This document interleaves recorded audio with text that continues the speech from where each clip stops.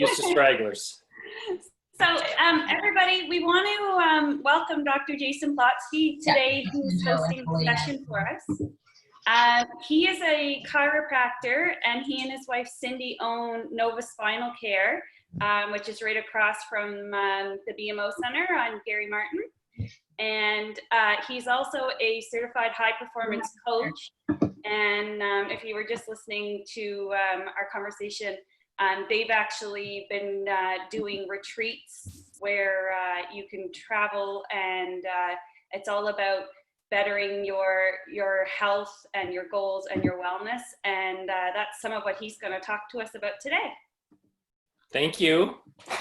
Well, and I know it's this is a great honor for me, and I can't speak highly enough of your leadership team, Jerry and Ned and Melissa, that I know of anyways. And having the opportunity to do this, I always feel like, you know, employers that want to invest back into their team, I think that's one of the best, you know, investments we can make. And right at the top of that list for me is your health. So I know that this is a very strange time for everybody, and I am a business owner, and we ourselves have, you know, we were shut down. So in terms of understanding pandemic fatigue and understanding some of the stressors that are related to this is, I'm coming at this from firsthand experience, and you know, our business was just up and running within the last few weeks. So we've had a few months of complete shutdown. And this has given me lots of, I think of it as opportunity to refine some of my material and try and get some stuff out there, because as I'll go through today, I think the most interesting, you know, concept, and I know people are now, we're tired of this, right? So we're talking about the same thing over and over. You can't not talk about it. And one of the things that I've really tried to do is think about this. So we want to really think about this as controlling the things you can control when everything in your outside environment or your external environment is out of control. Okay. And that's how I would kind of look at life for us, especially since mid-March. You know, we came back from, we have 3 kids. So we came back from March break, and it was like, you know, like the world shut down and nobody knew what was going on. Nobody knew what to do, us included. People looking to us for answers. We didn't have any answers.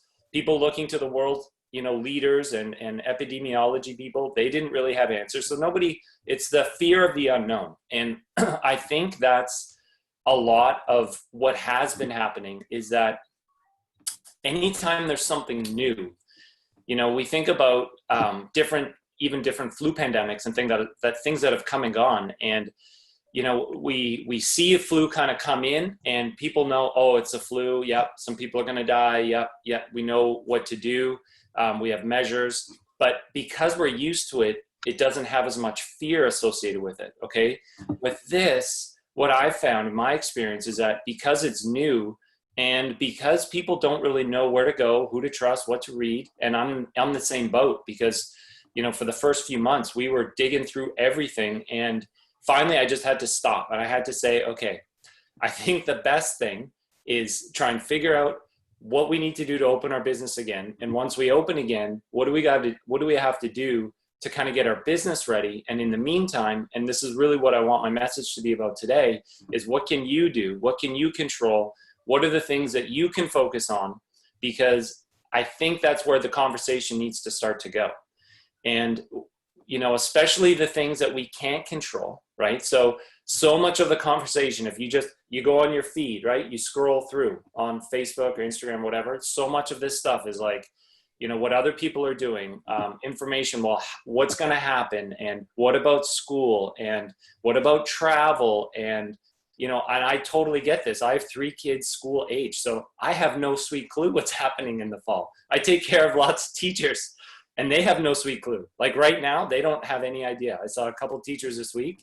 They have no idea what their work schedule is going to be like, what anything's going to look like. My kids play sports, so hockey games are probably for sure off the table. I had a referee in the other day who works for Hockey Canada. He says there's no chance it's happening before January.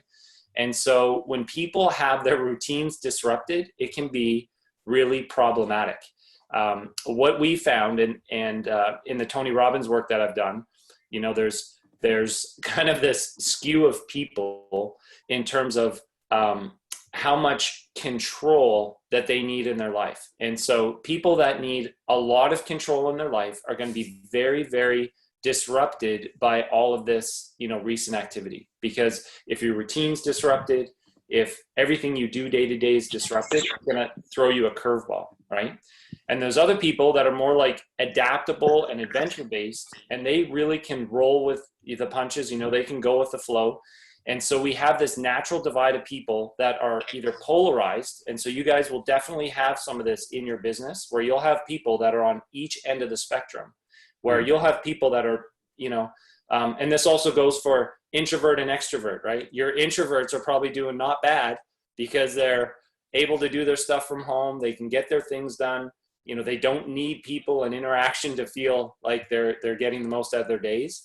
And your extroverts are dying because they can't talk to people, they can't touch people, they can't, right? So you've got that natural divide, and then you've got this divide of people that are, you know, they love routine and they love schedules, right?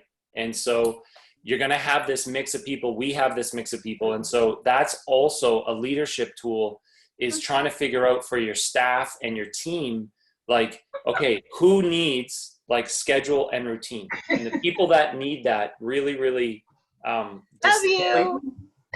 I'm sorry, there's just someone on there that I can hear. If they don't mind muting their, just muting their screen there. That's awesome. Sorry. So from a leadership perspective, you know, you've got this spectrum. So pay attention to that, right? Because the people that really need scheduled and routine and everything just done just right, I'm going to give you some tips on how you can get your routines back in order, because I feel like those are the people that are kind of most affected. So all of this stuff on the screen here, we can't control any of this stuff, right? Like, we were literally sitting at home watching the numbers basically go down to nothing when I have friends in the States, and I'm not like, I think there's a whole different, you know, can of worms what's happening down there. But because chiropractors in the States are deemed essential service, they were allowed to stay open. And so, you know, they were safely open. They had to do, you know, lots of things and measures. But like here, people could go to Walmart, but they couldn't come see me one person at a time, and I'm disinfecting everything in between. So we were literally sitting at home asking these same questions, going, okay, well, what are we going to do? When can we go back? And all of these things were out of our control. And I literally came to a point where I said, okay, I'm going to use my tools here and say, well, what can I focus on? So I could focus on my kids' health. I could focus on our routines. I could focus on getting our business back ready. I could focus on getting my information material ready for things like this, and my social feeds, and getting stuff prepared. And so that's literally, you know, was one of my biggest lessons, was like, okay, I need to get back to focusing on things that we can control. Okay. So when we can control your daily routines, that can have a huge influence on the things that we really want health-wise. So the thing that we'll talk about too here is that in situations like this, you know, again, we can't control what's on the outside. So I think of our body like a vessel, okay? So there's a lot that you can do to promote health from within your own body. And there's nothing out there that's basically gonna say, stop a virus from coming, you know, into your body. But as a health practitioner, I can tell you there's a lot of things that you can do, because I even had a friend of mine here in the city that was, he got tested and they were positive, him and his family, and basically asymptomatic. So the other thing we have to understand about things like viruses is that they've been around forever. They're going to be around forever. And the conversation at some point has to start back to going to, okay, what can we do as a host? So what can you do as a host to improve your immune system?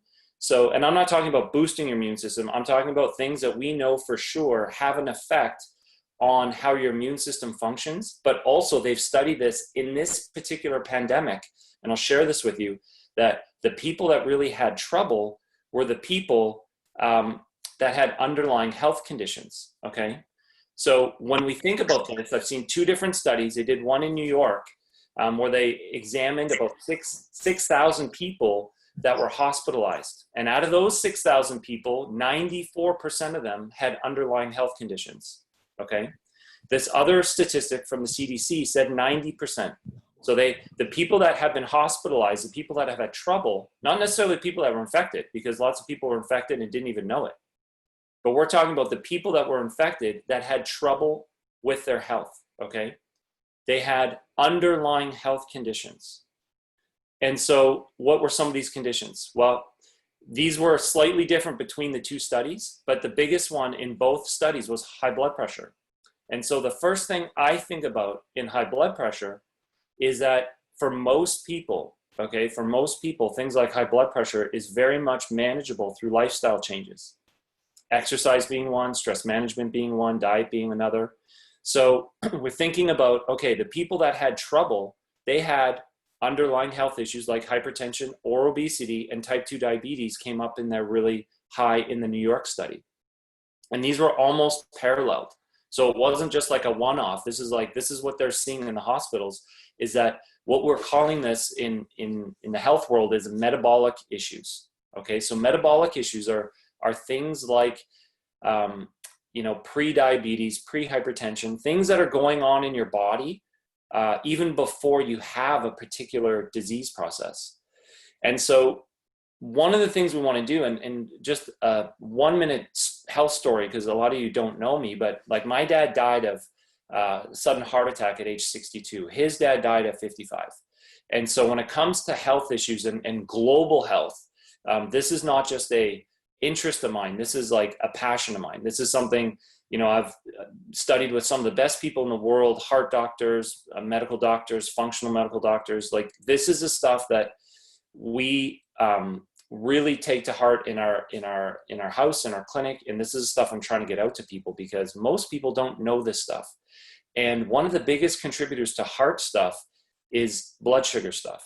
Okay. So my dad had type 2 diabetes, and he didn't, I wouldn't say he didn't know it. He was an eye doctor, so he was a pretty smart guy, but he didn't treat it. And so untreated sugar and metabolic issues lead to heart issues. And that's what happened to him. He had a sudden massive heart attack walking on the beach in Florida on vacation. And so, there's no second chances. And this often happens with health stuff, is that, we don't always get a second chance. And so what I want to do is kind of help people understand some of this stuff. Okay. The vast majority of stuff that you're going to see here is lifestyle related. And it's something that you and we have a say in, we have control over. This is not just bad genes, because I'll tell this in all my workshops. Like, when it comes to bad genes, I probably have the worst genes in the room, in any room that we're in, right? But what we have to start to understand, and this is where science is going now, is that something has to turn genes on, okay? Something has to turn it on. So you could have, twin sisters, and one sister will get breast cancer and one won't, but they'll identically have the same gene code. Okay. I have 3 boys that are born from, the same 2 people, and they all express different health. So I've got one right now dealing with say a seasonal allergy kind of situation. The other 2 completely unaffected, all in the same house, eating from the same fridge, on the same schedule, at the same golf course, right? So we have to think about this, is that our bodies are unique. And so we have, general genetic code that's given to us, but then your environment, your lifestyle, and I will, this is what I'm going to be doing for the next, rest of my life. Your lifestyle is the thing that will turn on and off about 80% of those health genes. And this is where it comes to leadership. And, for those of us with teams, it's like, we have to set great examples. And I know you guys do this. And I think it's like trying to create a culture that is not judgy in any way, because I really feel like, we're trying to do that. We don't judge anybody that comes into our space or people that work for us, but we're trying to set a really high bar, which I think is good. I think as leaders, Jerry and Annette, like you guys, set the high bar. Don't feel bad for doing your routines and recommending stuff. And I think that's part of how you got to where you are, is because I think you understand that if your health goes down, how productive can you be as a self-employed person, right? Like if you're out for a week, like how productive are you? Like not at all, right? And I think for me, okay, so we just had our 17th year anniversary. And when I'm talking about health stuff, I'm talking about this from a place of, I don't have the greatest genes. I don't even have a perfect lifestyle, but I haven't had a sick day, right? So I'm 17 years working, taking lots of time off, but never due to illness or injury. Okay, that's a pretty good streak. And I'm going to keep it going. And some of the things I'm going to share with you are just these things that they're not rocket science, but they're extremely effective at managing your health. Okay, so we kind of think of these like 3 S's or 4 S's. Okay, so these are the things that you can control, because again, we go back, we can't control the virus, we can't control, social distancing, who's following it, we can't control any of the public health measures, right? You can control these things that I'm going to share with you.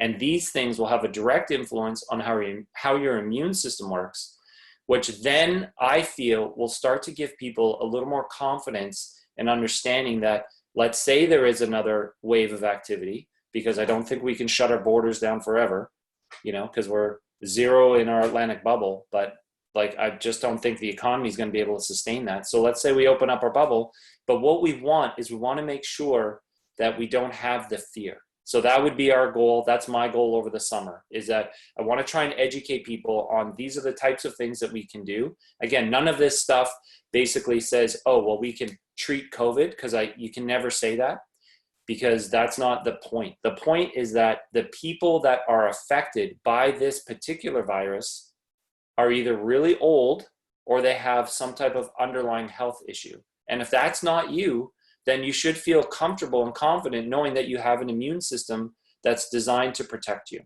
And what we have to do is figure out the things that we can all do together that allow our immune system to function normally. Does that make sense? Okay. So one of the things that we talk about, and again, as a parent, and if you're a young parent or a parent with young kids, like this is tricky, but sleep is honestly one of the biggest things that you can do that can help your body be able to be at its best, not just mentally and physically, but for immune function, okay? And so I'm going to give you a couple specific things here, because I can guarantee there's a lot of people either on here or on your team that are doing this until right before they go to bed, right? They're checking making sure there's no other, did anybody else text me? Did any other offers come through, right? Right before you go to sleep. So really trying to make sure, and this is the limiting of the blue light thing. And I'm not great at this either, but what I did is I bought myself a pair of like blue light limiting glasses. And so what that does, so basically from your screens, when they emit blue light, it messes up your melatonin system in your brain. And so what that does is you have this circadian rhythm in your body that decides and helps you figure out when your hormonal response should switch to sleeping and waking up. And so the more active you are at night with things like your devices and blue lights and things like that, it changes, that light goes into the brain and it changes that circadian rhythm. So if you are going to be on your device after supper, and I'm always like, I never get to my email until my kids are winding down. So like 9 or 9:30.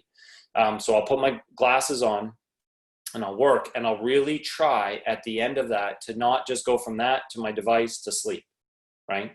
Because your brain, like whatever you do right before you go to bed, like you want to make sure you're not winding up your brain right before you try and go to sleep. Trying to like close a deal or something, and then you're like, okay, now it's sleep time. I mean, that's going to be really difficult, right? So you want to create some kind of boundary for yourself that says, okay, after a certain time, whatever that time is for you, I would recommend at least an hour before bed. Anything you're doing on the device might be music, it might be meditation, it might be something where you're just trying to wind down. You might read an actual book. My wife's reading ebooks, and I don't understand that. It's like, I want a book. Like I got lots of books over there. I want to have a book. So there's always like books beside my bed. I like physically reading a book. One of the other things that will really help you is trying not to eat heavy meals right before you go to sleep. And this will come to something else, but this is just a really, really good health habit where you're giving yourself a few hours before you go to sleep, before eating. And there's two reasons for that. One, if you have to digest a really heavy meal or like heavy snack before you go to sleep, it will affect your ability to get into different sleep stages and different sleep cycles. So they've already kind of established that. It affects your sleep in that way. The second thing is that when your brain doesn't have to, when you basically are going to bed and then you're sleeping and your stomach's clear, digestive system's clear, it's really good for your, it's healthy for your brain and your lymphatic system. And so it's an awesome habit. I know anybody that ever tries to lose weight, I often ask them, do you eat, really close to bedtime? And it's a hard habit because I know I grew up watching, my mom especially, like eating really late at night. And so that was a habit of mine.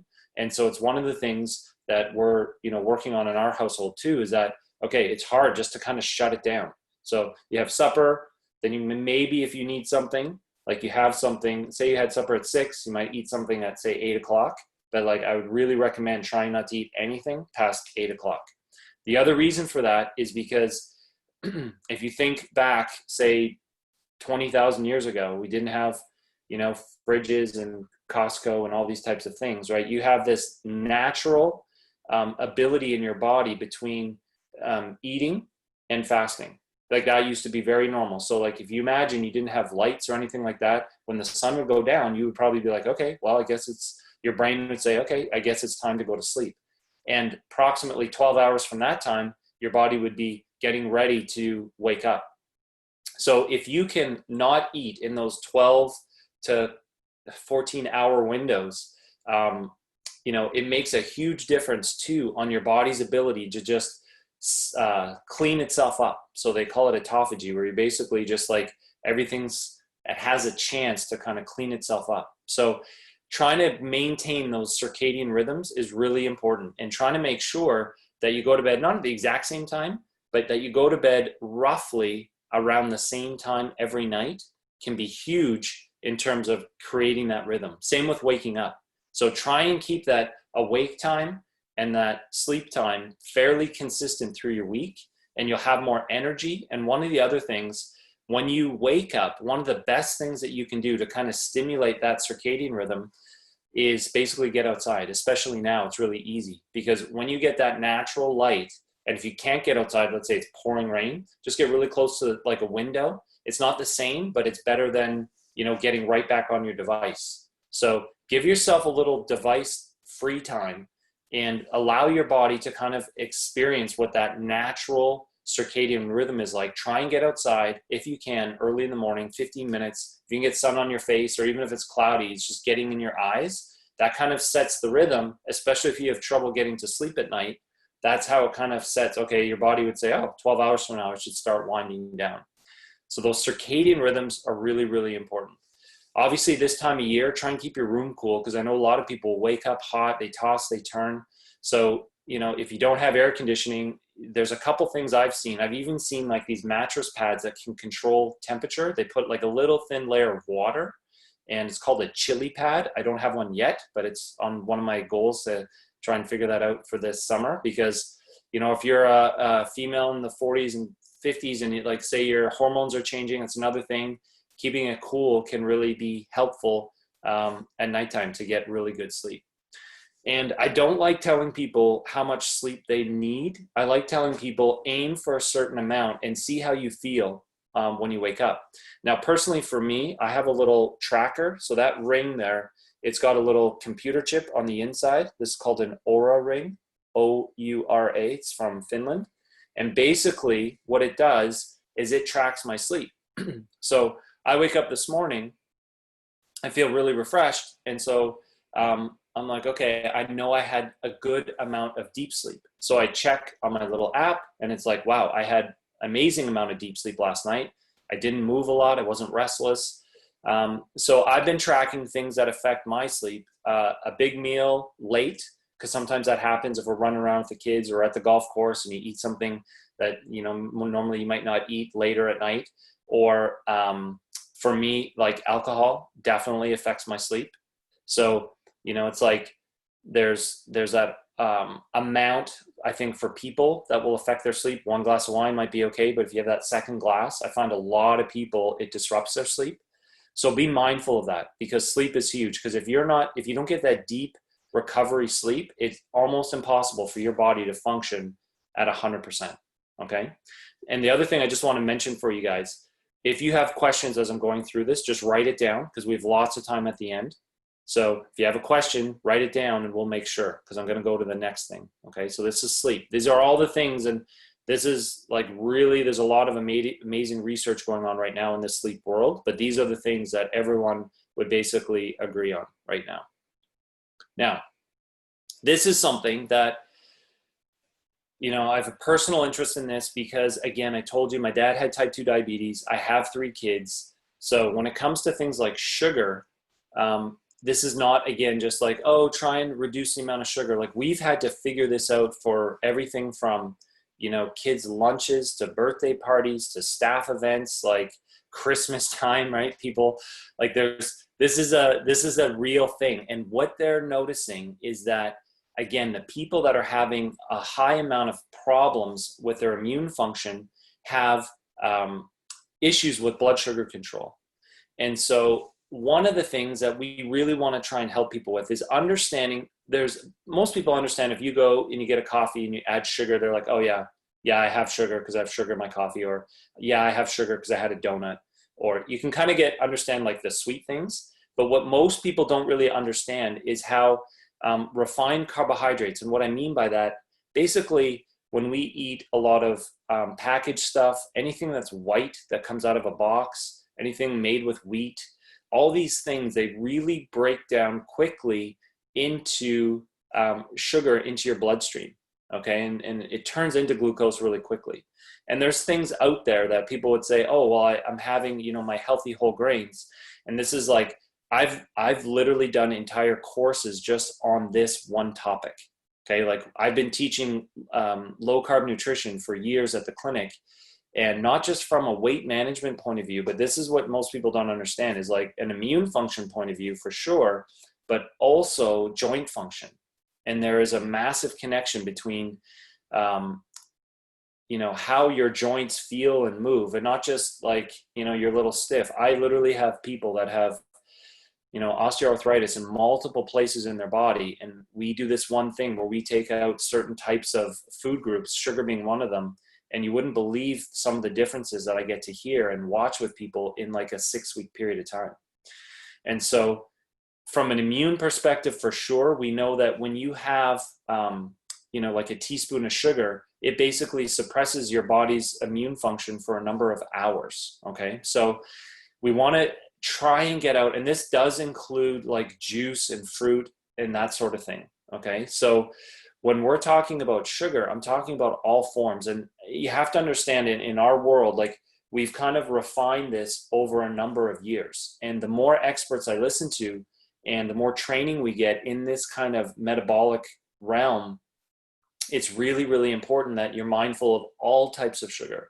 So it's not that I don't let my kids eat bananas and those types of things, but I will literally go through and teach them, okay, in this one banana, right, is as many carbohydrates as this whole bowl of salad, right? So like just trying to understand where the almost, I wouldn't say hidden sugars, but that is a problem for a lot of people too, is we have to start like looking at food labels and looking at them and going, oh, wow, there's not just a lot of added sugar in this, there's natural sugars in this, or there's a lot of carbohydrates in this. So your body really doesn't care too much. If you have, you know, if it's things that are, this is even over the years, we've even reduced like, and this will sound extreme, but like maple syrup and stuff like that, we used to put in our recipes and all that. We've even swapped that stuff out for the most part over the years, because we're trying to refine even more and more how much additional sugar or carbohydrates that we have in our diet. So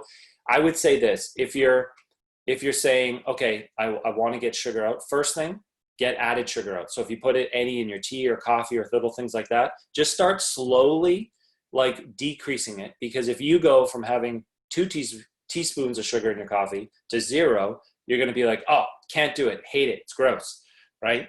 But if you slowly go from say 2 to 1.5 to 1 to 3/4 to 1/2, like your taste buds over time will get used to it. And then when you have something with 2, like I can remember when I was in college and when I was in university, like the double, like if I had one of those now, I think I would I think I would do one of those, because I think I used to have it all the time.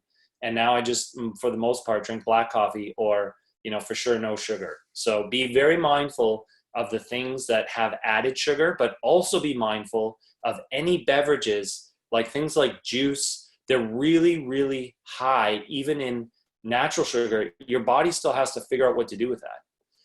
So throughout your day, one of your goals should be to try and keep what we call your glycemic index as flat as possible. I might even have a diagram here. No, I took it to the clinic.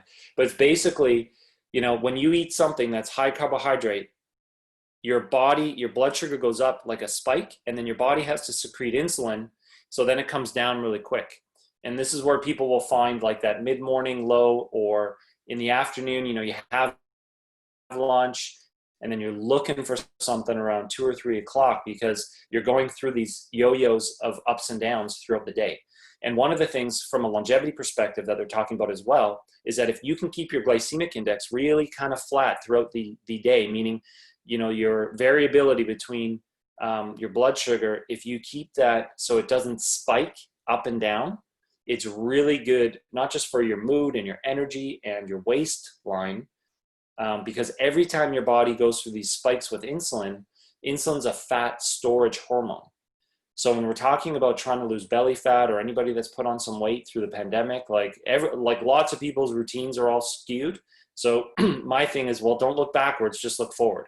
Try and do a couple simple things. If you're drinking soda, you got to get that pop, you got to get that stuff out, like 100%.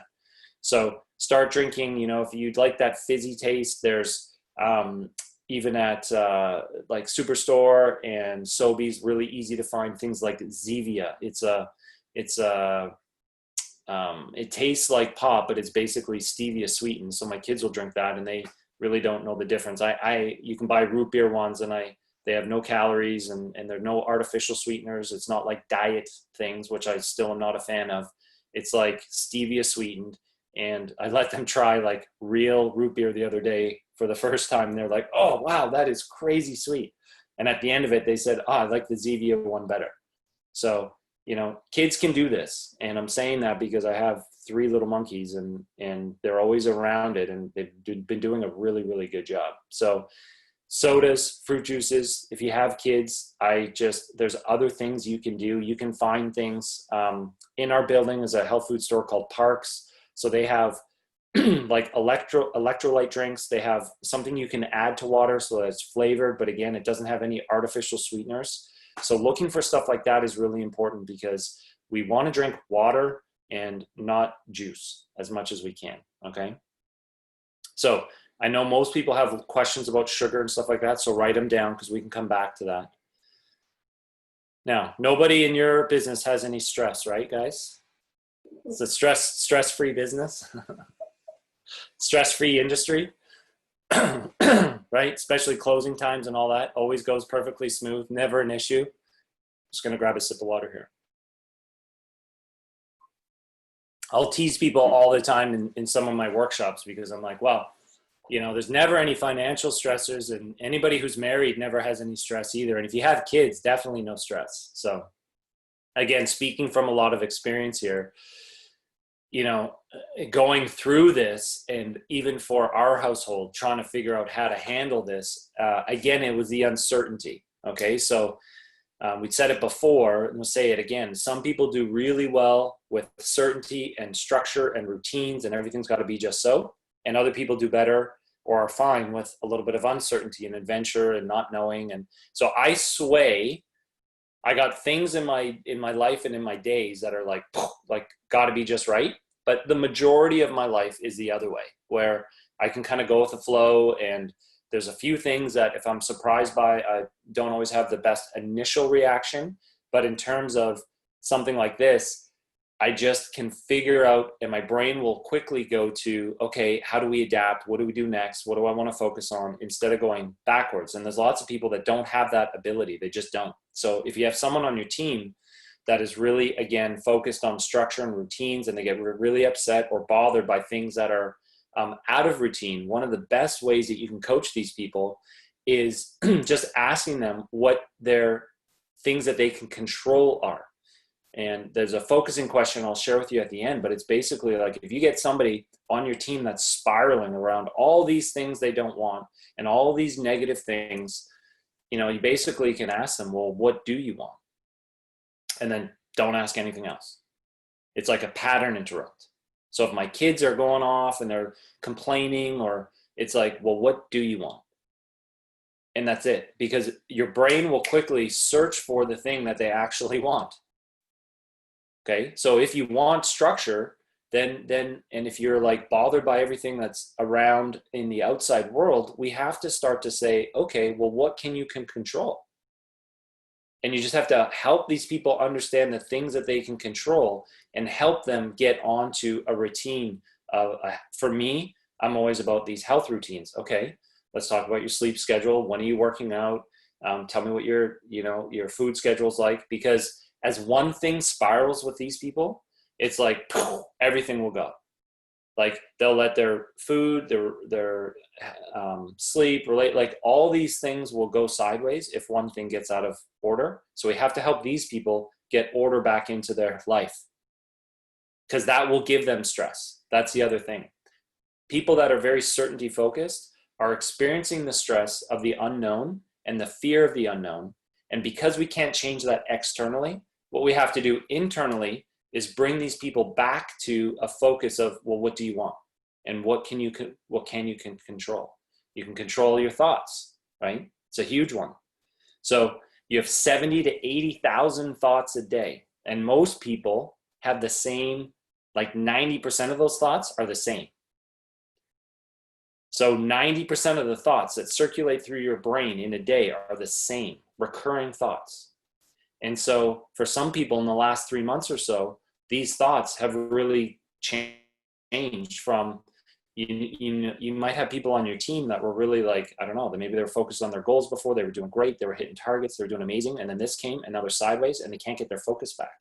It's like, you have to ask them what they're thinking about, and maybe get them to write some things down about what their repeating thought is or what their number one fear is right now. Because if you can't get that out of someone on your team, then basically what's happening is like that program is just going to go. And here's what we know about negative recurring thoughts is that they become beliefs, right? So if you have a negative recurring thought and you do that enough times in your brain, your neurons will hardwire that to a belief pattern. And beliefs are harder to change. Thoughts are easier to change. Beliefs are harder to change. And so you can kind of undo those neural networks with the right types of neural repatterning, but you have to first understand if you're having negative recurring thoughts. Okay, so your thoughts right now, and this is where it comes to, this is why I said, like, do you think most of the stuff on your Facebook or Instagram feed right now is positive, uplifting, and focused? Like, I try to put as many of those people on my feed as possible. So I don't spend a lot of time on Instagram and things like that, but the people I have on there, they're really not talking about the past. They're talking about, what are your goals? What are you doing today? What's your focus for today? Just really chunking it down to today. So make sure whoever you're following is like that, not mad at the world. And they're, like they're mad at Trump and they're mad at the States. And like, you got to be really careful who you follow, because that is, those are creating neural networks. So make sure the people you're following are positive. And I tell people, don't spend hours on there, because my God, especially in your industry, if you thought of, like if you replaced time on your feed, and like, if you just paid attention to how much time you spent a day on, say, like, I mean, there's networking, and I get that. And like, I'm doing some stuff and I'm posting stuff, but I'm not on there very much. And so when you're not doing that stuff, make sure you're back focused on things that are going to either help your health, help your business, help your family, help your relationship, right? Think about the things that are important in your life and make sure you're not wasting time on these devices, because it's really easy to get sucked in, right? You just like get on your feed and it's like hard to get off. And I know that's why I just like limit it. I'll just basically like put my phone down and that's it. I'm not doing anything after a certain amount. So be careful who you're following. Make sure it's positive. Don't spend hours on there. Really, most people think of like exercise that it's really good for your heart. It's actually really good for your brain. So I know a lot of you high performers are naturally like, you already understand that when you move your body, your brain feels better. But some people don't understand that connection. And some people really don't like exercise, which is when people ask me, well, what exercise should I do? I'll ask them right back, well, what do you like to do? So like so far this week, if I look at my week, you know, I coach baseball. So we did that on, if I just give you my last 5 or 6 days. So that was last Saturday. And then we were invited to a lake. So I was like, absolutely, because it was 34 degrees or whatever. So I swam for a while on Saturday. Sunday, I did like a little bit of what I would call just like a mobility workout. So nothing really hard. I have bands. I have like kettlebells in my backyard, like an easy outdoor thing. Monday, I have a personal trainer in our building, One Up Fitness, that they do a great job in these like 30-minute hard workouts. So you're moving weights around, but you're doing it very slow and controlled. So it's like, it's not like, okay, I'm going to get 15 reps. It's basically, you're going to failure, but you're doing it in a very controlled method. And that just wipes me out. So 20 to 30 minutes of that. And that's my kind of hard workout for the week, which makes Tuesday my recovery day. So like when I talk about certainty and uncertainty, see like Monday at 1:30 is my workout. I never, like if people are trying to book into my schedule, like they just can't book into that time slot. It's a non-negotiable time slot. And then I have like some family time slots that are non-negotiable. And so I kind of block these like slots out so that I know what's happening with my life, but then I don't love doing the same thing every day. So with my workouts, again, if you're like a very structured, focused on having it like just right, certainty kind of person, then you're welcome to do the things that you like to do. You just have to make sure that you blend in things so that your body doesn't get too one-dimensional. By one-dimensional, I mean the person that runs for 30 minutes every day, you know, and they don't do stretching, they don't do yoga, they don't do swimming, they don't do anything else. Okay, that's what I would call like one-dimensional workouts. I try and do more of a mixture. So if I do my hard weight workout on Monday, like my body's like, it's not necessarily tired, but it's a little bit sore. So my Tuesday looks really easy, like yoga, and not hard, like an hour and a half yoga. I mean, like half an hour active stretching, moving my body. I posted some golf stretches this week on my Facebook feed. And those are the types of things I would do after a hard workout day. Yesterday was another swimming day for me. So we have a friend with a pool. So I was there last night. We went to Kearney Lake yesterday. And then this morning I did like a hard band workout. So I have this system where it's like you're lifting weights, but you can do it really quickly. So, I mean, it was 15 to 20 minutes and I'm breathing hard and all that, but it's done. So I'm not one of these people that spends hours per day working out. One, because I've got lots of other interests, but two, it doesn't really necessarily, there's like this line between enough exercise. So I would say 30 minutes a day kind of gets you in that enough category, where Canadian Heart and Stroke Foundation, Canadian Cancer Society, World Health Organization, they all say like if you get that 150 minutes in per week, you're going to decrease a lot of these kind of lifestyle diseases. Okay, your hypertension, which again is on the top of the list for people that have trouble with COVID, but also people with type 2 diabetes, obesity, those types of things. All that stuff goes down if you just do two things: limit your sugar, refined carbohydrates, and move your body 30 minutes per day or 150 minutes per week. So let's say I have a day and it got away from me. What I always think of is with exercise, it doesn't have to be perfect. So like, let's say you only got 10 minutes, find something that you can do for 10 minutes that's challenging. For some of you, it might be just doing a combination of some push-ups on your knees and maybe plank from your knees, maybe some air squats, something really basic. But I promise you, you will feel so much better doing that 10 minutes than saying, I just don't have time. And so exercise is one of those things that you have to book it in, just like your appointments and your networking and everything else that you're doing to try and grow your business. I'm telling you, when you have extra physical energy, your business will grow because you'll be able to do more things and you'll have more energy, and people will feel that from you. And people want to hang out with people that are, like high energy and healthy. So you want to make sure that you're making time for this stuff as much as you can. So again, if you don't like the word cardio, think of it like neuro. Okay. It's good for your brain. So that was something that even a walk, like even if you get nothing else in, go for a brisk walk.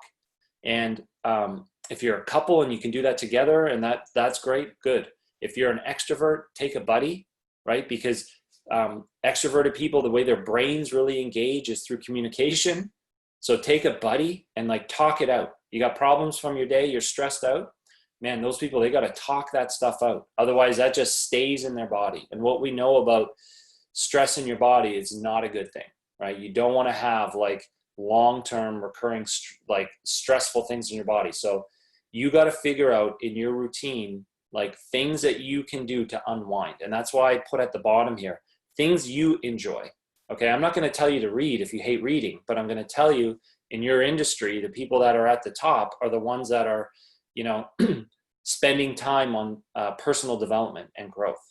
You'll find that in any industry, but I know that for sure in your industry, the people that are always trying to expand their thinking and expand their ideas and be around people that have done the thing that they're already trying to do. I mean, that's an amazing way to spend 20 or 30 minutes. If you really love music, make sure you do that. You like a hot Epsom salts bath, do that. You like, your brain just feels really full and you're an introvert. Okay, go lay down by yourself, plug in some either relaxing music or type into YouTube, either guided meditation or meditation music, and just lay down for a little bit. I like to think of working this stuff into your day, especially, that's why I was asking if you guys are back in the office or working from home, because I'll often slide some of this stuff in a chunk of time that, like I don't have like a whole day at home. I have a few hours at home, but what I can now do in a few hours is amazing for my health and my routines. But I've also figured out for me the things that have the best effect on my body.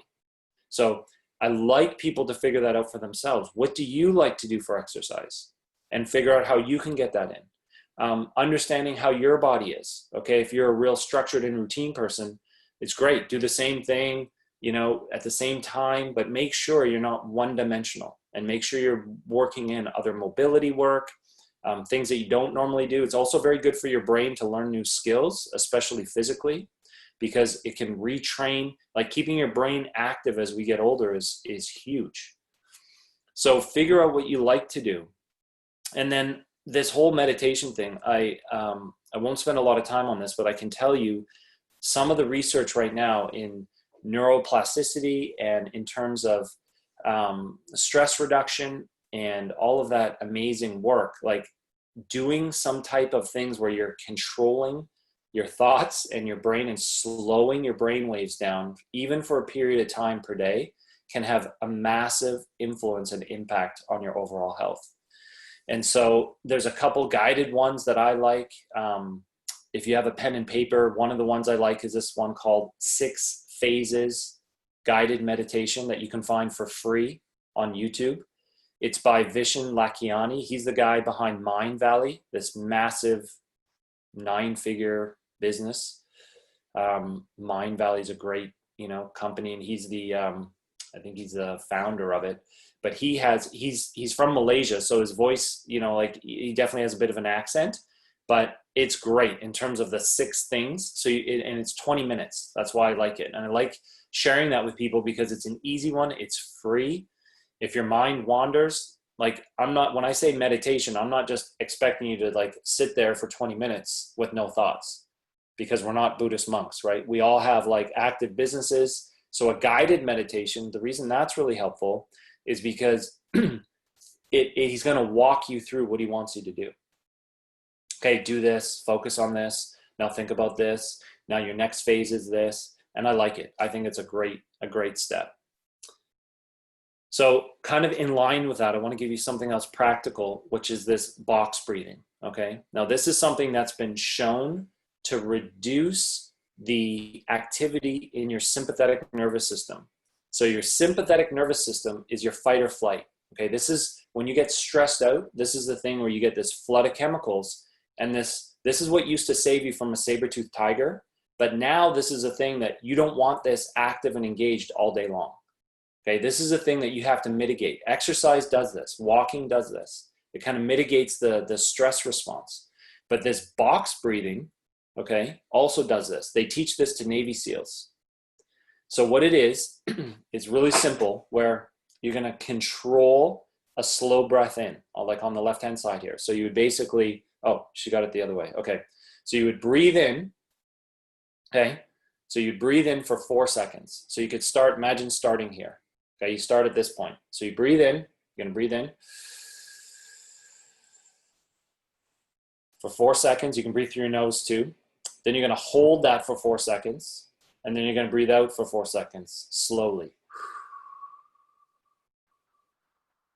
And in your head, you're kind of going 2, 3, 4. Okay, so you hold, then start again here. Breathe in.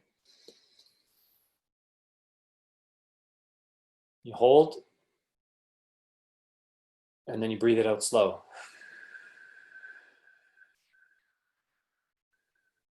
And hold. And I'm telling you, doing 4 cycles of that, just 4 cycles, doesn't take long. It's like a minute. You just get off a stressful call. Lawyer can't close. Client doesn't have the funds. Bank won't do it. Client backs out, right? Stuck in traffic, late for a meeting, whatever it is, okay? This is a 1-minute tool that you can use that will immediately bring the cortisol response in your body down. It'll bring your parasympathetic activity up. And so you're trying to engage your diaphragm. So like really trying to breathe from your belly. And that can make a huge difference in how your body basically perceives stress, okay? So that's a good quick little tip. Now, lots of people have tons of questions about supplementation. I'm going to keep this super simple, and I'm going to tell you the thing that we actually can tell you about COVID. I can't tell you that taking vitamin D will prevent COVID or prevent your severity of it. I can tell you this, the people that have adequate blood levels of vitamin D, so like when they look at people that are hospitalized and the people that say were diagnosed with COVID but didn't have any trouble with it, they actually have, data on this now that says the people with the highest vitamin D status had like basically over a 90% protection rate, meaning they weren't hospitalized, they had very little issues. And so the thing, if you're, reading into people, oh, well, healthy people are going to have a lot of trouble with this too. It's really not been shown in the evidence. Like we said, 90 to 94% of the people that have been hospitalized are people that are either old or they have underlying health issues. And if somebody says, well, that person was healthy and they were hospitalized, well, I'll say this to you. My dad, who was 62, so he's not old, he wasn't 80, he wasn't 70. He also didn't miss a day of work. I think I saw him miss half day in 30 years as an optometrist. So you would say, oh my God, your dad's so healthy because he's never sick. But my dad dropped dead of a heart attack because he had underlying type 2 diabetes that he really didn't take care of. So the point is this, is that what your body is expressing on the outside in terms of health isn't necessarily what's actually going on underneath the surface. So I think about an iceberg, right? So an iceberg is, where's 80 to 90% of an iceberg's mass? It's below the surface. Right? So we see what's on the top, but it's massive below. And with your body, with health, so much is underlying, that we can't tell, we can't feel, we don't know until something happens and it's too late. And this is the thing, is that be very careful, because just because somebody, didn't have a disease and they were hospitalized, it doesn't mean that they were metabolically healthy, or it doesn't mean that they, having no symptoms or being not sick is not the same as being healthy. Does that make sense? Like being healthy does not just mean not sick. They are completely different things. Because I have lots of people that think they're healthy, but they have underlying conditions that will lead to something else. And so when it comes to supplementation, the reason I didn't make a big list here, vitamin C, zinc, yes, these things can help with immune function. But the one thing, because I just want to keep this simple, the one thing that we actually know for sure that will protect you from certain types of viral infections is having an adequate amount of vitamin D in your blood. And what does that mean? Well, when they do a blood test, they can actually measure your number. And there's people that study this, and they recommend for those of us that live in Canada that number is between 100 and 150 nanomoles per liter. So if you ask your doctor to measure your vitamin D status, that number will come back somewhere between 20 and 200. And what they've measured is the people that were, the average Canadian, just to give you some context, is it used to be 66. Okay, so that was average. They say adequate is about 75. But people that study things like this, and they study things like cancer, are telling us that if you have your vitamin D status between 100 and 150, in that particular frame, it actually protects you 80+% from stuff like breast cancer. So they look at people that have breast cancer and people that don't, and people that have these higher levels of vitamin D, and it's naturally protective. So it's not that when you take something, vitamin D is kind of a unicorn in this, because it actually acts as a hormone in your body. So it's not that you take it and now you're protected. It's that you have to get your body into this status level of enough. Okay, you don't want too much, but it's basically impossible to get too much unless you're supplementing with thousands and thousands, actually not thousands, tens of thousands consistently per day. When they do toxicity studies, they basically give people 20 to 50,000 units a day for days and days and days and days and days and days and days, and they measure their status, once a week. And there's countries right now, I heard this the other day, Egypt was one of them, and then it's either Slovakia or Slovenia, I can't remember, where they're actually now understanding this relationship with vitamin D, and they're recommending it to people in their country that say, okay, we got to get your vitamin D status up. Now, this is what's interesting. Nobody's talking about this, but it's a very, very clear correlation. And so it's literally the easiest thing you can do is either take, I prefer the liquid, because you can get the 4,000 a day that is recommended for people. But the first thing you have to do is understand where your status is and get tested. So if your family doctor won't do it, you can look online. If you have pen and paper, this company, Grassroots Health, they're out of the States. It took me a long time to get it. I sent it, it took weeks before I got it. But the reason I like them is because they're doing vitamin D studies right now. And so the more people that we can get where they can actually check on your health status and how much vitamin D you're taking and what's your sun exposure, they're gaining more information, and they're the ones that are actually putting out health promoting advice right now. And they do these different studies. That's where the breast cancer number comes from. And the other thing that I found from them was this app on my phone called D-Minder. Okay, and what it does is you can plug in where you live in the world. It'll ask you your skin type. And then based on the day, how much clothing you have on and how cloudy it is, it will calculate for you how many IUs of vitamin D, because that's how it's measured. So when they say it's 1,000 or 2,000, that's in IUs, international units. It's going to tell you how many units you're making per day. So I basically use that. Like yesterday, if I'm outside, calculate the thing. It's already got my skin tone in there or my skin type. And then basically if I'm doing my stretches outside, I'll take my shirt off. For females, you can just put on tank top, whatever. The more skin that you have exposed, the more vitamin D your body will make. And then my whole thing is just don't burn. And I'm putting a post together, it'll either come out today or tomorrow on sunscreen, because that's a whole nother topic. Because if before you go outside, you lather up with sunscreen, your body won't make any vitamin D. So there's this fine line between not burning, which we don't want to do, because the more times you burn, that's the thing that actually damages the skin. Not necessarily just the sun exposure, but when you burn the skin, that's bad. So you don't want to burn, obviously, but you also don't want to lather up with chemicals, block your vitamin D, and then those chemicals are now absorbed into your skin and in your bloodstream. And there's scientists that have measured those chemicals can be found up to 3 weeks after application of sunscreen. So you want to make sure you pick a right one. I've got a few recommendations. So vitamin D, get outside, try and figure out what your number is. And it's one of the most protective things you can do. There's all kinds of things you can do in terms of supplements, but I just want to give you one easy thing. Okay.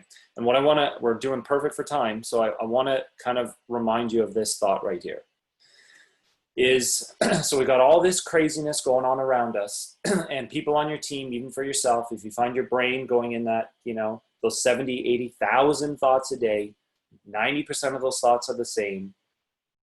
If in the last 3 months, you're finding yourself spiraling, I would ask you this one question. And Jerry, Annette, anyone else that's leading a team, I would ask you to ask this of your team members. Stop people. So what do you really want? So if somebody is spiraling, okay, just when they breathe, okay, they take a breath in, they're going to keep telling you all the negative things. Just say, so what do you really want? And what that will do is start to focus their brain, not on the negative, but on the thing that they actually want.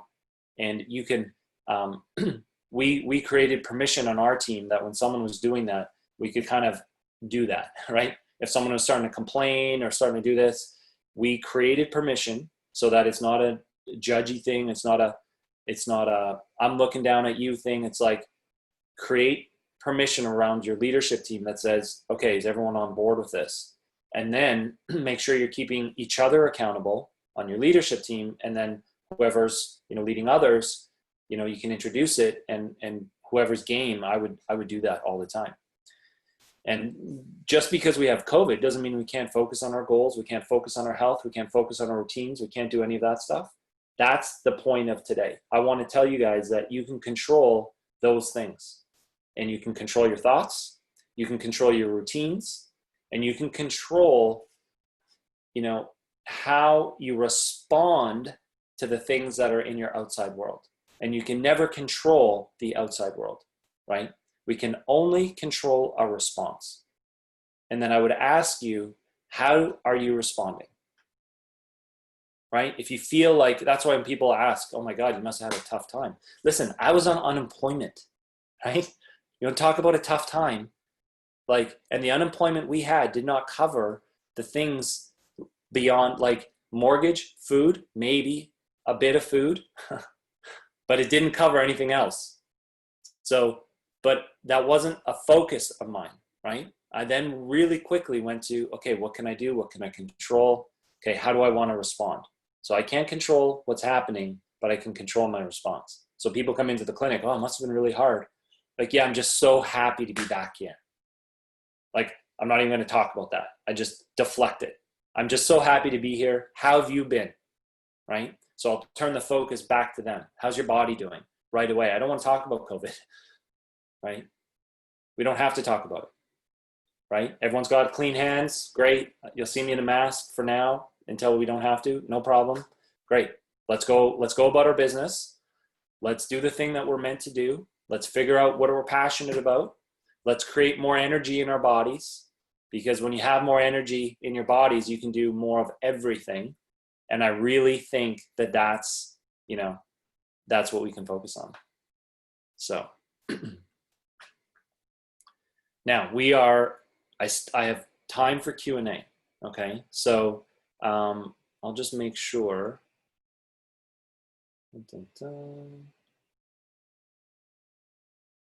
Now I'll make sure.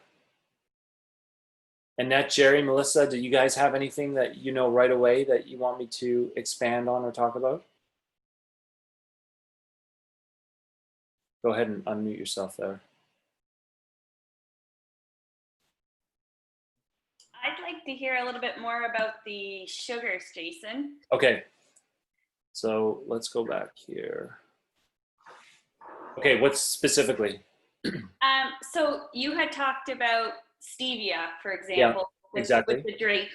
Yeah. So I find myself, and I know you've been putting a lot out there, but there's a lot of conflicting information out there around sugar. So artificial versus natural versus, can you just talk a little bit more about that? All the stuff that I've seen, we avoid acesulfame, potassium, sucralose, all of that stuff you would find in diet sodas, in health products, it's funny because we were looking for a protein powder. Wanda said, well, you can go through this list, and if you find any, let me know. And I literally spent hours, and I'm not joking, hours with these supplement companies trying to find stuff that didn't have added things. And as an example, Cindy came home with something from Costco. I could probably go grab it. And I looked at it and I was like, babe, there's sucralose in this. And she was like, no. I'm like, yeah. So once in a while, as a one-off, would it matter in your overall health forever? No. Like if you're somewhere and that's what it is, then that's what it is. But as a regular thing, what we use are things like erythritol, stevia, and xylitol. And monk fruit can be connected. It's often with erythritol. There's a couple products like Swerve is okay. Xylitol is fine. If you have pets, you got to be mindful of that because xylitol is not good for dogs. But those are the things that we would use in day-to-day baking. Those are the things that we would look for. You know, you can find protein powder. All the protein powders at parks don't have any artificial sweeteners. They would just have stevia as a sweetener. Now, stevia itself in a little tiny like bottle, like one drop would be a lot for like a smoothie. Like one drop in coffee is too much for me. Like it's way too sweet. It's 400 times sweeter than sugar. So in terms of baking and cooking now, we often use a combination of stevia and erythritol in baking. So let's say we're making muffins, we're making pancakes, we're making any of those things. We don't use wheat flour. So we're not just gluten-free in our house. We're also mindful of, you know, potato starch, rice, all that stuff, because it's high glycemic. So we might use something like almond flour, coconut flour, those types of things. We make as many of those things from scratch as we can. And then if I was making, say, a muffin recipe, I would, like if it said half a cup of sugar, you can substitute with Swerve, erythritol, xylitol, like half a cup, but you'll find you go through that stuff really quickly and it's anywhere from $10 to $15 a package.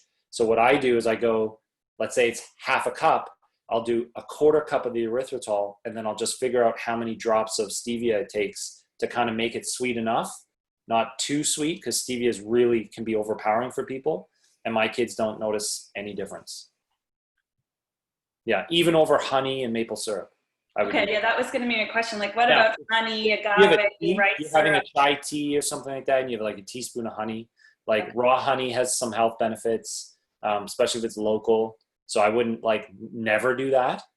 But if I was making a recipe, I would do that versus, you know, my kids, I'll let them put a little honey or something on like a pancake versus like taking maple syrup and going, you know, you can control honey a little better than maple syrup is what I found. And that's the only reason. It's not that maple syrup's bad. It's just that there's, I can't remember the exact number, but I think there's like 40 grams of sugar in like a few tablespoons. So you got to be really careful with that stuff. So it's not that natural sugar is bad. It's that all sugar, all food basically gets broken down to sugar. And some of the sugars are so quick to break down, they still spike your insulin. And for anybody that's trying to lose body fat, you're trying to work on your body composition, work on your belly fat. It's that, what I was saying, that glycemic variability, that's what you got to try and control. Because if you can control that, you win. For sure. Jason, when you talk about the sugars in fruit, and I know it's naturally occurring, what fruit is better than berries? Yeah, all berries. Berries. All berries. Now, the only caveat, and this is what I teach in some of our online courses and in our in-house program, is basically all berries are fine, but if you follow like pesticide and that sort of thing, then strawberries are the highest food contained with pesticides out of all food. So if you're going to buy strawberries, buy them organic or buy them from the valley here where they say they're spray free. They don't have to be organic, but they are the highest sprayed fruit and vegetable years running. Wow. So we buy that stuff organic, frozen. I mean, you can buy local blueberries and things, like some of that stuff's not sprayed at all or minimally sprayed. But some of that stuff, if it has a peeling, I don't usually buy organic, like avocados, oranges, those types of things. If it has a peeling that you're going to eat, apples are also high on that list. Things like that, nectarines, peaches, organic for sure. Okay. Mm-hmm.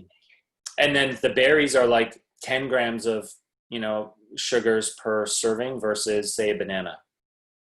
Right. So not that banana is bad. Like my kids, like you'll see bananas in our house, but some of my kids are doing they're doing workouts, they're golfing, they're like running around all day. Like that's not going to have any influence on them. Me, I'm really just way more selective about the grams per day. So I think of it like this: you have an allowance, and this is how I teach this. You have an allowance per day that is probably your sweet spot. For some of us, it might be 80 grams for the whole day of carbohydrates. Some of us, if you're trying to lose weight, it might be 40 grams. For others, if you're super active doing like long distance stuff, you can probably consume 150 to 200 grams and be fine. But what I found in my clientele, I'm not dealing with 25-year-old CrossFit athletes. I'm dealing with middle-aged people that are busy, that are trying to get healthy, and I'm one of those people. And these are the things that are the most useful and impactful. So it's like, eat your berries because they're also good for, antioxidants and such, but measure it out so you know that you're not having like a whole pint of them or something in one serving. Yeah. So it's just like, you have an allowance. How do you want to spend it? You like red wine? Okay, that's part of your allowance. You don't like red wine, but you like dark chocolate? Okay, that's part of your allowance. So I always think like, it's not really restrictive because you get your own allowance. It's just, again, depending on your goals. If someone comes to me, and I'm doing health coaching now too, and if they say, well, this is my goal, then I'm saying, well, if you want to hit that goal, this is what has to happen. And this is the stuff that makes a huge difference in that. People want to lose weight or belly fat, that type of stuff. This is game changer material. Yeah. I was really surprised about grapes. Grapes are super high. Yeah. Crazy. Yeah. Thought I was doing not that they're bad for kids. It's just, I won't eat them, and try and get those things organic because those are also very highly sprayed. Yeah. Okay, what else you got?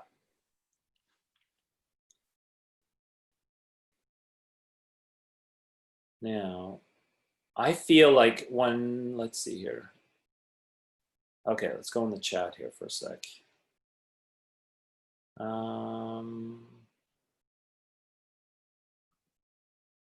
Yeah, I think there's a couple in the chat. Yeah, I got them here.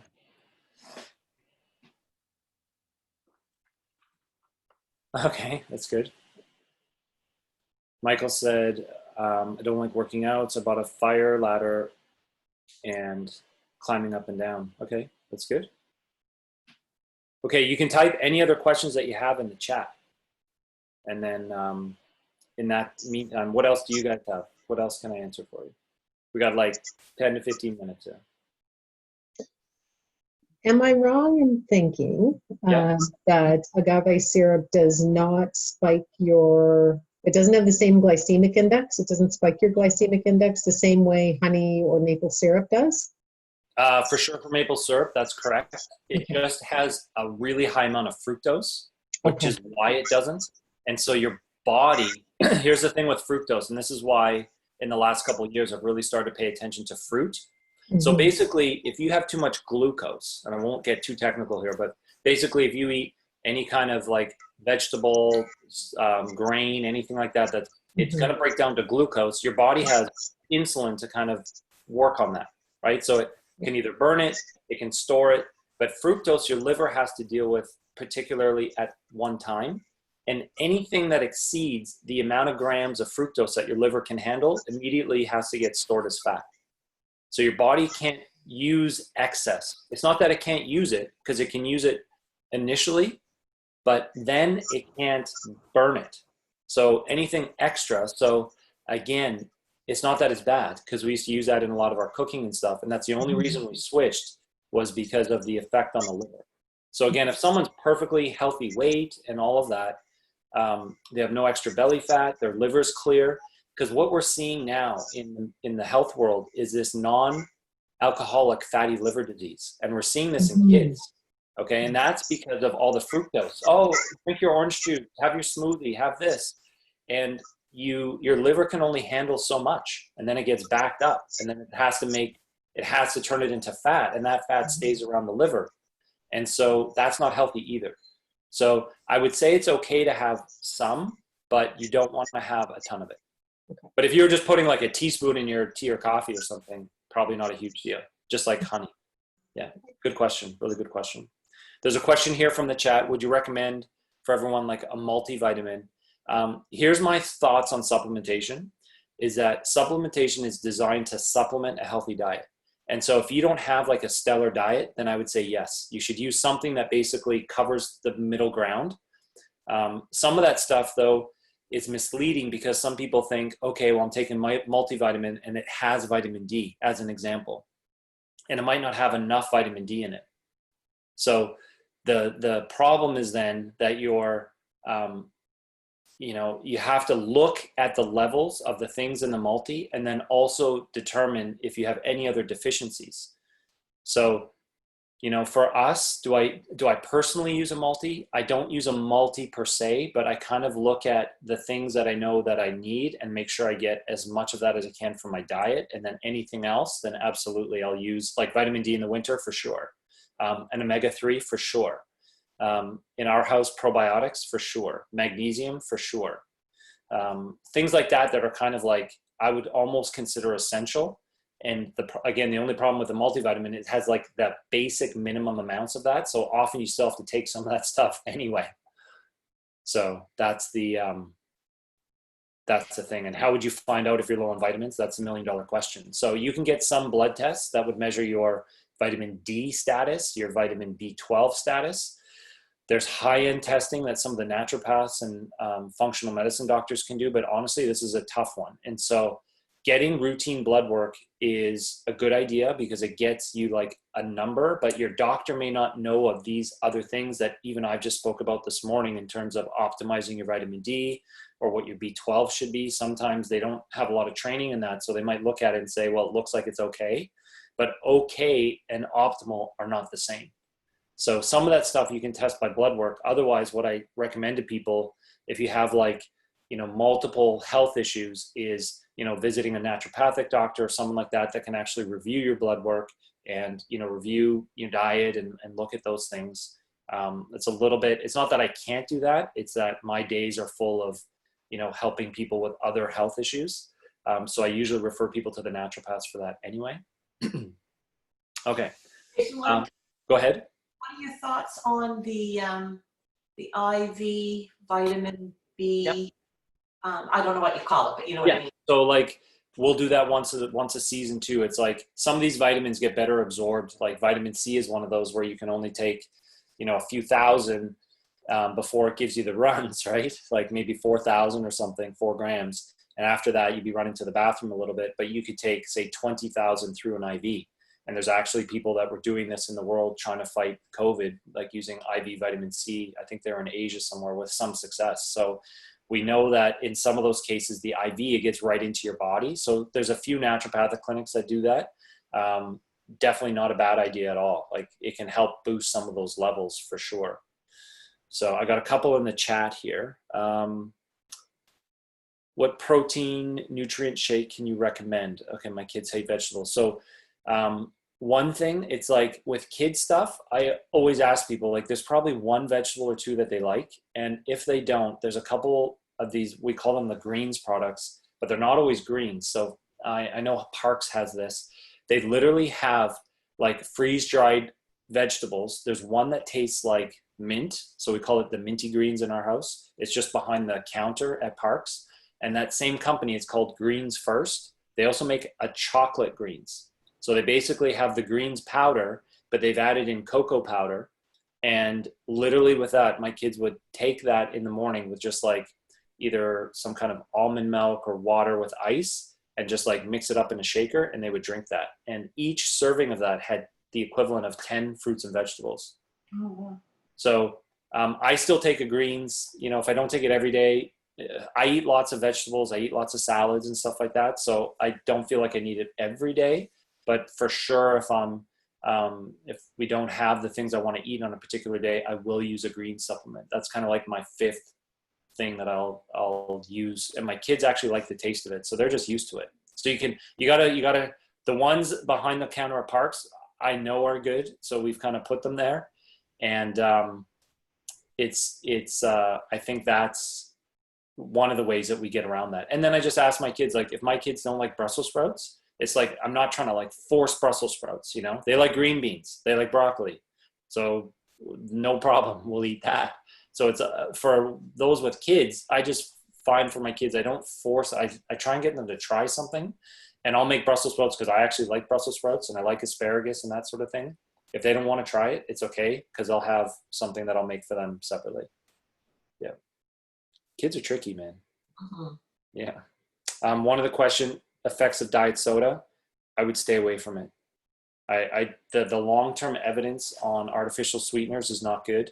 And it still, for some people, can have a response with insulin.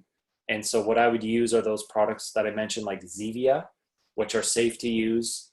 There's no harmful long-term effects with things like stevia. If you have a Diet Coke a year, it's not going to kill you. If it's something that you got to replace flavor with, I tell people, okay, try sparkling water and adding something to it, lemons, limes, like something that gives that. I grew up in a house like that. And so that's what I use. I use like sparkling water, like as much as I can. And that replaces that fizzy. But Zevia, Zevia, you can find it Superstore, Sobeys, Parks has some. Yeah. Try to be as like natural as possible, right? It's like the food stuff is complicated, right? And I know I'm just going to leave some information here for anybody who needs it there. The food stuff is complicated, and we try and simplify it. And when you have kids, it's harder. You know, you're making lunches, you're doing all this stuff. It's definitely harder. I get that. So we just do the best that we can. And what I've done in this last little bit is I'm trying to create programs that will basically take people from any kind of background and say, okay, you're here. Okay, how do we get from here to here? Or you're here, how do we get from here to here? Okay, now you're here, how do we get from here to here? Because what I've found with people is that if we can help them to make progress, then they'll be happy. But most people, and this is funny with health, is that they'll be scared to start something new because they're afraid to fail. They're afraid to fail, so they don't want to start. They failed the diet before. They tried that. They've tried other things, right? I get that. And so that's one of the biggest things that we find with people is that I'm the opposite. I'm just like, let's just start. Like, it doesn't have to be perfect to start something. You don't exercise at all, try 10 minutes.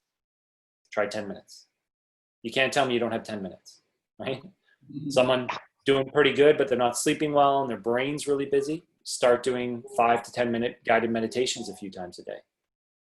No one can really tell you they don't have 10 minutes. They could tell you, I'm scared to try. They could tell you, I don't feel like it. They could tell you, I don't think it'll work. Like, those are all acceptable, but time's not an acceptable excuse. So with some of this stuff. Hi, Jason. This kind of rolls into my question for you. Yeah. So I'm just wondering what you would recommend. Obviously, we're 3+ months into what I would say is our new routine. Yeah. But what would you recommend where you should start for implementing a better routine? Obviously, you know, for some of us, we have kids at home all the time. Should you start with food? Should you start with like implementing more exercise in that routine? Because I do feel like I live in Groundhog Day. Yes. Yes and yes. So if you're not moving your body at all, start with 10 to 15 minutes a day. Figure out where you have 10 or 15 minutes, okay? I would just say do what you like. If you like walking, you like dancing, you like yoga, you like whatever it is, start with 10 minutes, okay? For food, you got to get the sugar out. You start with the added sugars, then you move to processed foods. Then you start to look at things like, you know, healthy whole grains, because they really do have an effect on joints and glycemic index things. And this is where, like, if you look at on this website of mine, and I'm not going to plug any of my programs on your time, but I'll tell you, I do have lots of online programs ready to go. And I have a low carb program that's on there. I have a men's health program that's ready to go. These are videos of me. Like, my style is this. So I like presenting, and then I like Q&A. And so we can't really do stuff in-house right now. We're just not, because most of my groups would be over 10 people when I do in-house nutrition programs and stuff like that. So that's what I did in COVID. I basically got all that stuff ready online. In the summertime, I'm going to launch I already launched a beta group, but I'm launching something called the Longevity Roadmap, which is basically the the details of all the stuff we talked about today. And so if you start following, like, say, my Facebook page, like this Dr. Jason Plotsky, or you're on our website, you're going to see me promoting that stuff in the next 2 weeks. So what I do there is I basically take a group of people start to finish. So it's not a continuous program. It's basically like it'll open in probably July, and then it wouldn't open again until October. And I'll take that group of people like I did with this first group, and the videos are already done. So they'll drip out. You get a video or 2 per week just on certain topics, like some of the topics I've talked about. And then every other week or so, we have Q&A like this, so people have an opportunity to ask questions and implement. What I figured out through COVID is that this was like a big aha moment for me, because I actually took a couple courses. And it's not necessarily the information. Like, I promise you, if you just took the stuff that I gave you today and were able to implement it, it would have a massive influence on your overall health in like a year. The problem is a lot of people will do it for a week or 2 weeks or a month, and then they'll fall off and they'll be scared to ask for help. That's my experience managing, thousands of patients over 17 years, is people are scared to ask for help. So I'm trying to create this, opportunity, community, whatever it is, that says, okay, I don't think anybody's going to get it all figured out the first time, but let's create a program that we allow people to kind of like have some flexibility to go up and down, and you can take it at your own pace because it's dripped out. If you fall behind, you can do 2 videos, one day, and it gives you time to implement. And that's the thing that I'm focusing on for 2020. Like, if you said, well, what are you going to focus on with your online programs? It's not information, because I got all the information out now. It's how do I help people implement? And that's what I would say to you guys, Annette and Jerry. It's like, it's not just like the feeding of information that's going to be helpful for your team. It's like, what can you guys do as a team to help implement what you already know, or how to implement something new, right? And if this is overwhelming, then like, I'm here to help. So it's about implementation. Implementation is where people will make big strides with health. It's not information, because whoever just asked that question, I could just take it back to you. Well, what do you think you should do? And you probably would have said, well, I should probably like move 10 minutes a day. Like, it's the, well, are you going to do it? Right? It's not just the what, it's the, are you going to do it? And this is where we need accountability. And this is where I'm trying to like create some of these like programs and groups where we can help people do that. And so when you're leading a team, you're on a team, you're a part of a team. Like, if you need, the best thing that you're going to be able to do, whoever just asked that question, is find a buddy that's the same as you and commit to each other of doing 10 or 15 minutes a day, and then text each other when you've done it. Say, hey, I did my walk. Did you? ? And that did you question, right, will have a huge influence. Say, hey, no sugar for me today. What about you? No Timmy's today. What about you? Had salad instead of a sandwich today. What about you? So I think in implementation, it's really about, figuring out how you can implement some of this stuff. Does that make sense? Yeah. Jason, you mentioned that you and Cindy have tweaked some recipes for muffins and cookies, things like that. Are you able to share any of those with us? You should find some of that stuff. So Cindy used to have a blog, and then she found it overwhelming, so she stopped. And I think some of that stuff might be still on there. It's called The Vibrant Family. And some of that stuff's old, like it's 5 years old. So someone was asking me about agave. There's probably still like agave nectar and some of those things. She made a couple things that like made it to Pinterest and were shared like tens of thousands of times. So I know they're good. On my site, you will find, and she just started posting stuff on Instagram. So her Instagram feed is Dr. Cindy Toner. But most of the time, if that's the thing you kind of are looking for, it's pretty easy to find. Like couple websites I would use are ruled.me, Diet Doctor. So it's a doctor from Sweden that has like a low carb website. They have a lot of food on there. It's really good. Ruled.me, Diet Doctor. They have tons of stuff that are, again, what I would call like safe sweeteners and healthy fats and, no refined carbs and that sort of thing. Yeah, and some of that stuff is experiments. Like I'll even take the rule.me where they say half a cup of erythritol, and I kind of made that up. I said, okay, well, if I go a quarter cup and then add like 8 drops of stevia. So I'm an experimenter, right? So I don't mind experimenting with stuff like that. So my long answer would be what I gave you. My short answer would be experiment with your sweetness level and just like whatever they recommend, try a little bit less. But a lot of that stuff you can replace like 1 for 1 with sugar.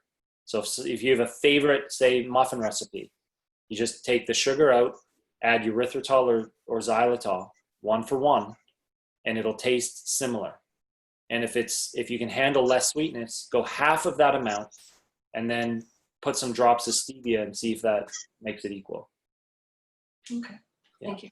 So the Vibrant family is still up and running? It's up. I just can't vouch for how recent the recipes are. There's a ton of recipes on I here. know. Start there. There's some good ones. Yeah, it's a great start. Yeah. Good start. We put like pancake recipe. Basically, I took some of that stuff. I've written a book now. So my low carb course that you'll find on my website has some of those recipes. And then I have a private Facebook group that you can be involved in when you buy the course. That basically that's where I'm posting stuff now. And I'm doing live Q&A in that group. So that's kind of the replacement, because I used to teach these monthly or every other month low carb workshops, which is how to get sugar out and those types of things, where now I'm basically, it's moved to an online format, but you still get me like this in this room answering questions, because implementation is the key. But that stuff's all ready to go. Like you could go on the website right now, and when you buy the program, it shows you how to get signed into my private Facebook page, which is where we actually do post those recipes and me cooking and stuff like that. Perfect. Okay, good. Yeah, that's Okay, I start at the clinic in a little bit, so I got to jump off. Yeah.